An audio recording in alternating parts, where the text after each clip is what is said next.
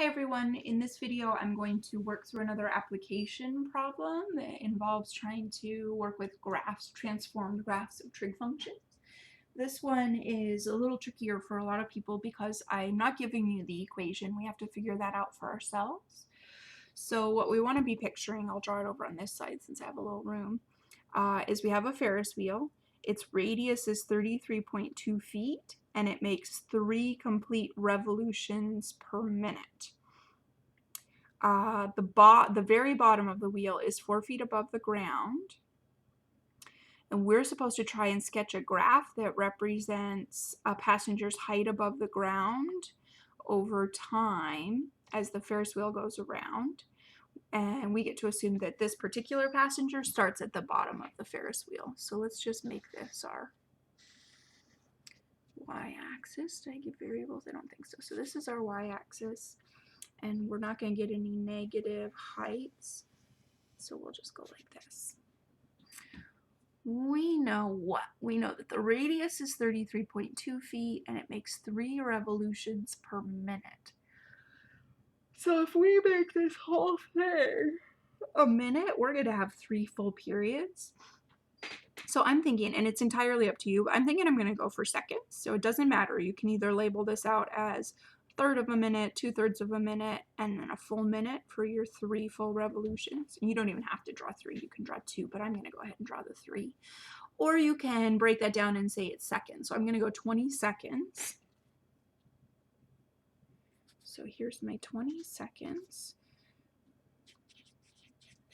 And that should be 1 full period. And then this is 40 seconds, and this is 60 seconds. And notice I was trying to be sort of strategic with that. If our period is 20 seconds, then it'll be nice if our graph has, if it's easy to split up and make tick marks every 5 units. So there's our 5, 10, 15, 20. Okay, so we know this person starts at the bottom of the Ferris wheel, but the bottom of the Ferris wheel is not 0 feet, it's 4 feet. So I'm just going to make these tick marks. 4, is that going to be enough?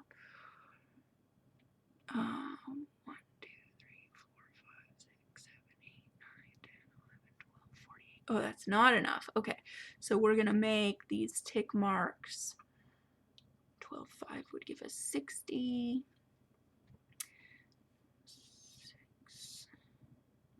I'm just going to make them, I think I'm just going to make them 8. So let's move this down here. So this is 0, 4, and we'll say a tick mark is 8. So this is going to be 16, 32, 48, 64. Okay, so whatever you want, but do try and get it to fit on a grid if you have one. Okay, so we're starting at 0, 4. We know that the period is 20, so by the time 20 seconds, by the time we get back to 20 seconds, we should be back to the bottom, which means right in the middle, after 10 seconds, we should be at the top. So let's see if we can figure out how high the very top would be above ground. We know the radius of the Ferris wheel is 33.2 feet, which means the total height of the wheel is 66.4. But then we even have to do a little better than that because we have to add the 4 feet.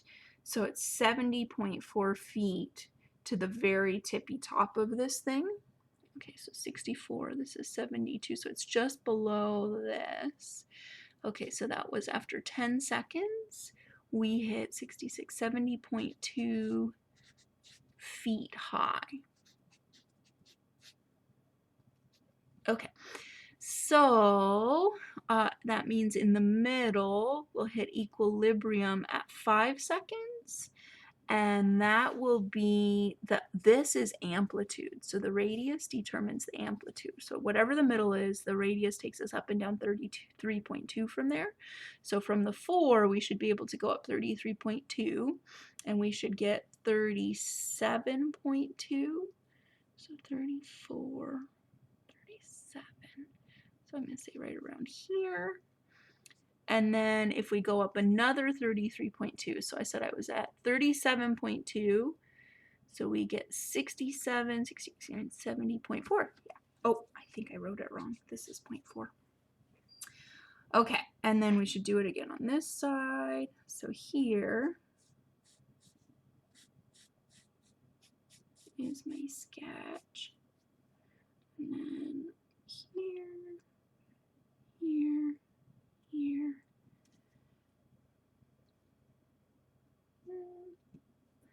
And then, okay.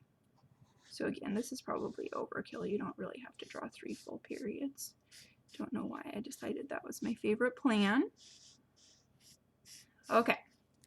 So there it is though, 3 full periods. So what's happening here again is the Ferris wheel. So this is the bottom with some clearance. This is the top. So the wheel, pretend that's round, that's a terrible circle, has radius 33.2, which means on either end of this is 33.2 plus the 4 down here. Okay, so there's my picture. I'm also supposed to write an equation for this thing. So you get to choose in this one. It doesn't say both. So choose a sine or a cosine. And my advice would be to choose a cosine. And the reason I would choose a cosine is because my y-intercept is a minimum. So to make cosine cross the y-axis at a minimum, you don't have to have any phase shift. You just flip it upside down. It's completely okay to use sine, and then I would just say I need to shift my sine over 5 so that equilibrium lands at 5 instead of at 0.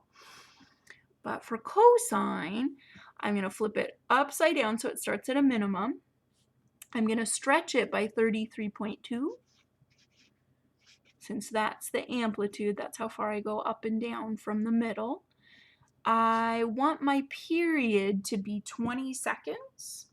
So period is equal to, or B is equal to 2 pi over your period. So 2 pi over 20 will be a pi over 10. So this will be different if you decided your units should be minutes. Then it would be 2 pi over a third of a minute, which would be 6 pi that you would plug in there. And then, oh, we don't have to shift, so I don't really need a parenthesis, so we'll just put a T in there.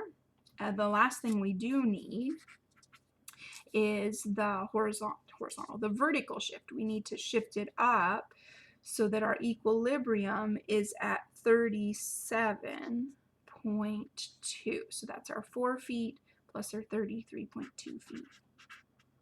Okay, and there it is. And again, if it was sine that you had chosen, the only difference would be you'd have the extra set of parentheses in here, and I would choose a t minus 5 to shift it to the right. There are other choices, but that seems like the easy one. All right, thanks for watching.